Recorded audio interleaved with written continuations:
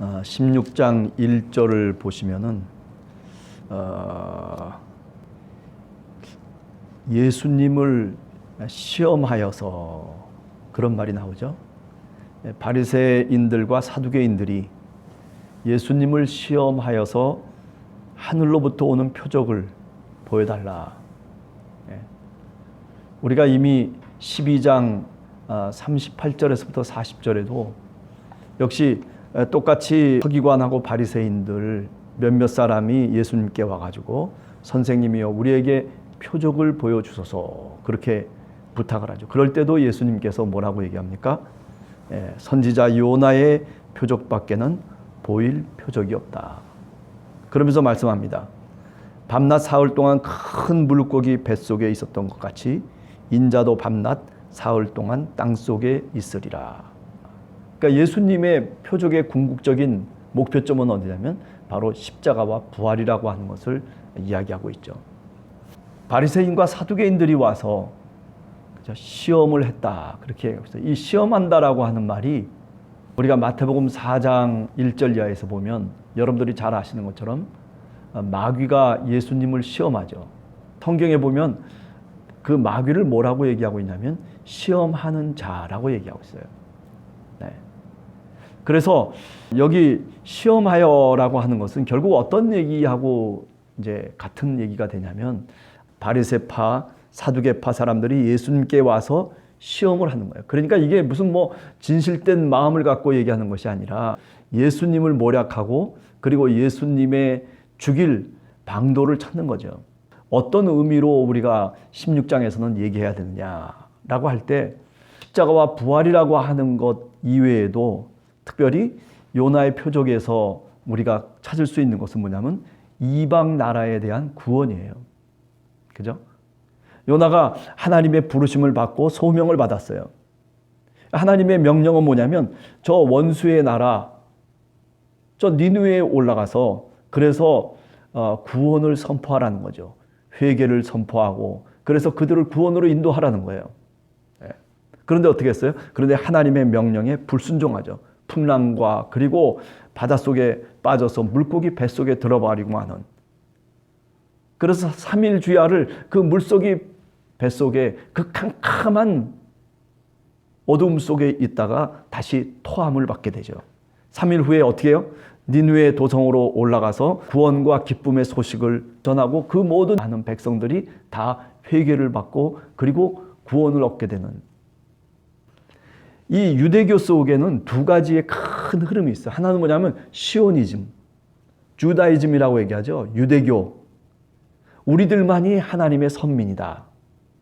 그런가 하면 여러분들이 잘 아는 것처럼 열방을 향해서 우리 이스라엘이 하나님의 부르심 앞에 응답해야 된다라고 하는 유니버설리즘이라고 얘기하는데 그런 보편주의적인 만민을 향해서 이스라엘이 하나님 앞에 부르심을 받았다. 우리가 잘 알듯이 창세기 12장에 보면 아브라함의 이야기가 이제 그때부터 나오지 않습니까? 근데 아브라함이 부름을 받을 때 어떤 식의 부름을 받냐면 본토 친척 아비의 집을 떠나서 내가 지시한 땅으로 가라. 그러면서 하나님이 약속하시는 게 뭐냐면 네가 열방의 아버지가 되겠다는 거예요.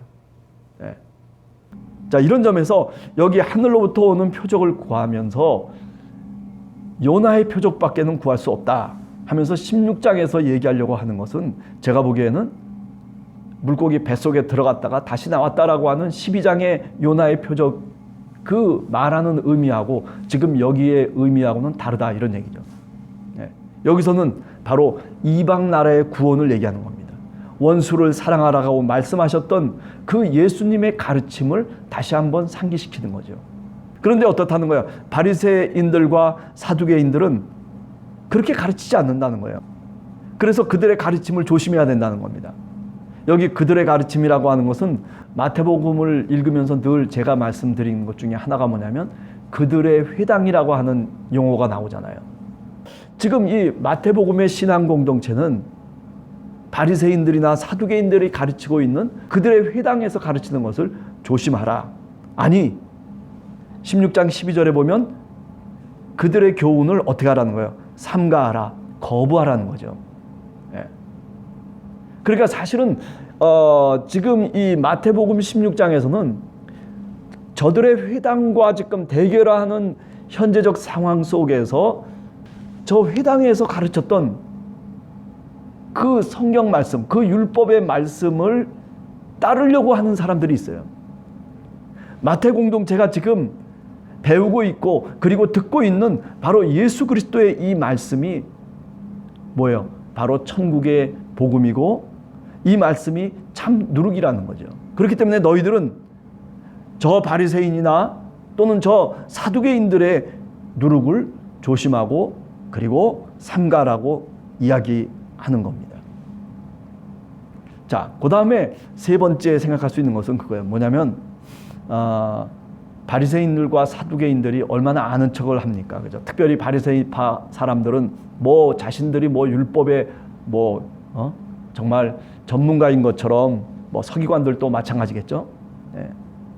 그 이야기를 지금 얘기하고 있습니다. 3절에 보면 하늘이 붉으면 또 그리고 흐리면 오늘 날이 굳겠다 하고 또 저녁 때에 하늘이 붉으면 노을이 지면 날이 좋겠다 이렇게 얘기한다는 거죠. 그렇게 다 알고 많은 사람들이 말을 한다는 거죠. 예. 그러면서도 어떻게 시대를 분별하지 못하느냐. 어떻게 오늘 또 예수 그리스도께서 말씀하시는 이 말씀을 받아들이지 못하고 그리고 거부하고 이것이 바로 오늘 우리가 살아가는 시대의 마지막 표적인데도 불구하고 그런데 그것을 거부하고 있는 거죠.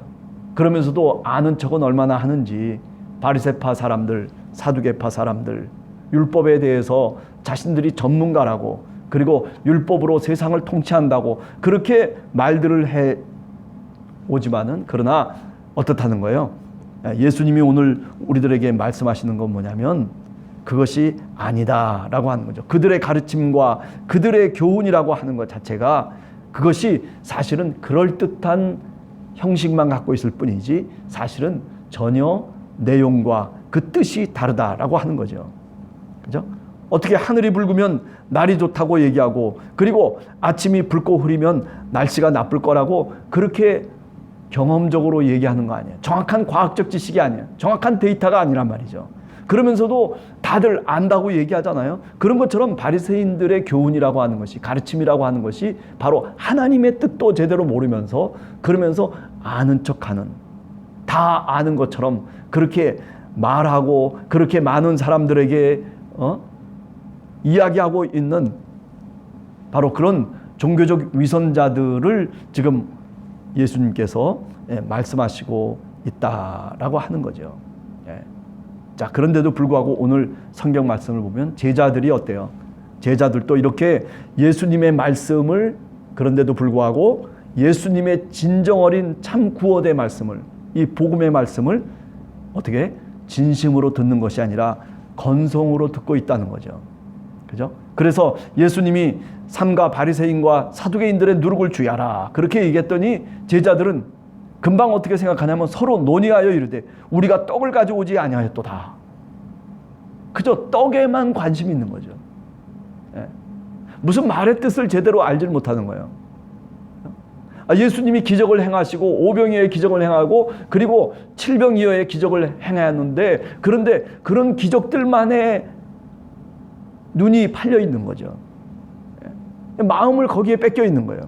정말 십자가와 부활이라고 하는 그 요나의 표적에는 관심이 없는 거예요. 우리가 마태복음을 쭉 진행하다 보면 정말 제자들이 주님이 가시는 그 십자가와 부활에 별 관심이 없었어요. 그죠? 십자가 위에 순환의 길을 가는 그 동안에도 제자들은 다 도망쳐 버리고 수제자라고 하는 베드로도 그것을 예수님을 부인하고 거부했던 그런 모습들을 우리가 마태복음에서 역시 읽게 되는 거 아니겠습니까? 그죠? 그러니까 예수님의 말씀이 뭔지 건성으로 오늘 또 듣고 있는 거예요. 참 누룩이 되는 그 예수님의 가르침이 우리에게 더 나은 의를 얘기하고 그리고 정말 세상을 구원할 수 있는 말씀인데도 불구하고 그런데 그것을 귀담아 듣지 않는 거죠. 뭐만 바르다 봅니까? 표정만 바르다 보는 거예요. 오늘 우리 신앙생활도 어떤 때는 그럴 때가 있어요. 우리가 신앙의 본질을 알아야 되는데, 성경 말씀의 그 뿌리를 알아야 되는데, 그런데 잎이 무성한 무화과 나무처럼 잎만 무성한 거예요. 문제는 뭐예요? 열매가 없는 거예요. 그러니까 무화과 나무는 잎이 무성하니까 겉으로 볼 때는 다들 야, 대단하다, 그렇게 얘기할 수도 있겠죠. 그러나 사실 어떻습니까? 사실 먹을 게 없는 거예요. 예수님이 찾아가셨을 때에는 그 무화과 나무에 열매가 없는 거예요. 우리가 어쩌면 그런 신앙생활을 하고, 오늘 제자들이 바로 그런 신앙생활을 하고 있는 거죠. 그 예수님의 제자들이 예수님의 말씀을 잘 귀담아 듣고 예수님이 말씀하신 뜻이 무엇인지를 분명히 깨달아 알아야 되는데, 그게 아니라 뭐에만 관심이 있는 거예요? 그죠? 떡에만 관심이 있는 거예요. 그러니까 예수님이 누룩 얘기를 하니까 금방 떡 이야기가 나와버리고 마는 거죠. 그들의 관심이, 그들의 마음이 거기에 쏠려 있는 거죠. 이걸 다시 바꿔서 얘기하면, 우리들도 오늘 신앙생활을 하면서 영적인 우리의 영혼이 하나님 앞에서 보다 더 건강하고, 그리고 보다 더 풍성한 그런 모습을 추구하기보다는 뭐예요? 그저 우리가 세상 살아가면서 하나님을 믿어서 편안하게 되고, 하나님을 믿어서 우리가 세상 속에서 뭔가 얻을 것을 얻을 수 있는, 거기에만, 그 땅에만 관심을 두고 있는 신앙인들이 얼마나 많습니까? 그죠? 오늘 또 하루를 시작하면서, 또 일주일의 첫날을 시작하면서, 우리들도 이런 바리새파 사람들이나 예수님의 제자들처럼 그저 예수님의 말씀에는 관심이 없고, 그저 뭔가 표적이 어디서 나타나고 뭔가 새로운 것들이 어디서 출몰하기만을 바라고 있는 그런 잘못된 신앙.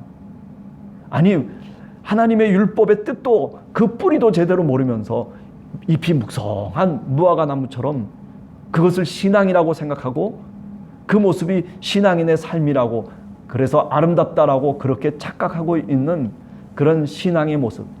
혹시 우리들은 그런 모습이 아닌가, 한 번 더 이 월요일에 생각을 하게 됩니다.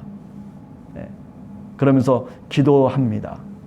주님, 저희들은 이 바리새파 사람들이나 사두개파 사람들처럼 이렇게 편협하고, 그리고 이렇게 아는 척하고 어리석은 사람들임에도 불구하고, 그런데도 주님께 찾아 나와서 그저 하늘의 표적만 구하는, 그저 일확천금만을 꿈꾸는 그런 신앙인이 되지 않도록 주님, 저희들에게 지혜를 주시고, 또 저희들이 하나님의 말씀을 깊이 깨달아 알 수 있는 그런 성령의 충만함을 달라고 우리가 간절하게 기도하는 오늘 하루가 되시기를 간절히 원합니다. 같이 기도하겠습니다.